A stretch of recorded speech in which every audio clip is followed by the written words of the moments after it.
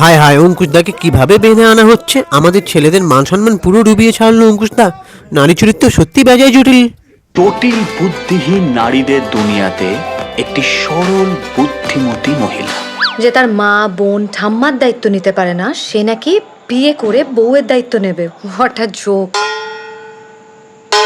খুশি, আপনার চোখের সামনে একজন ভদ্র সভ্য পুরুষকে একজন মহিলা চাচ্ছে তাই ভাবে অপমান করলো আর আপনি কিচ্ছু বললেন না। প্রিয় পৌশালী, তাই তো? বাহ, এদের দুজনের একটা চ্যানেল আছে এবং বাংলা ছবিকে সাপোর্ট করে অনেক কন্টেন্ট বানায়। সো প্লিজ ওদের যারা যারা সাবস্ক্রাইবার আছে তাদেরকে আমি বলে দিই, নারী চরিত্র বেজায় জটিল অবশ্যই দেখতে যেও তোমাদের কাছে সিনেমা হলে, আর ওদেরকেও সাপোর্ট করো। তোমার একটা ইন্টারভিউ কিছু পরে নেব অঙ্কুশদা। কবে রিলিজ হচ্ছে?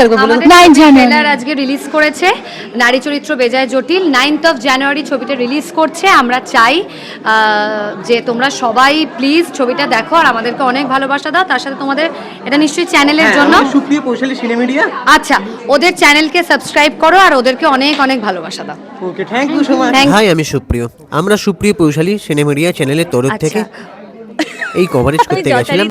ওর যে চ্যানেলটা আছে, যেই চ্যানেলটাতে আমরা টেলিকাস্ট যাচ্ছে, সেই চ্যানেলটা প্লিজ সাবস্ক্রাইব করে দাও। কেমন আছো বলো? খুব ভালো আছি, খুব ভালো। অঙ্কুশদাকে আমি সুপারস্টার বলেছিলাম, সবাই খেলনি করেছিল, কিন্তু আমি তাও বলবো দেবদার পরে অঙ্কুশদার সুপারস্টার। অঙ্কুশ অনিন্দিলা, এদের রসায়নটা আমার তো বেশ ভালো লাগে এবং এরা আমার খুব প্রিয়। শুধু যে দেশু প্রিয় তা নয়, এরাও আমার খুবই প্রিয়। অঙ্কুশদার হাতটা খুললে তোমার হাতটা বাঁধবো ভাই, চলবে তো? নারী চরিত্র বেজায় জটিল এর ট্রেলার লঞ্চে এলাম। পেছনে দেখছো যে অঙ্কুশদা এবং অনিন্দিলা ইন্টারভিউ দিচ্ছে, আর আমরা এই ট্রেলারটা খুব উপভোগ করলাম। আমারও খুব ভালো লাগলো। যাই হোক, যেটা আসল কথা, সবাই 9 জানুয়ারি বইটা দেখতে যেও।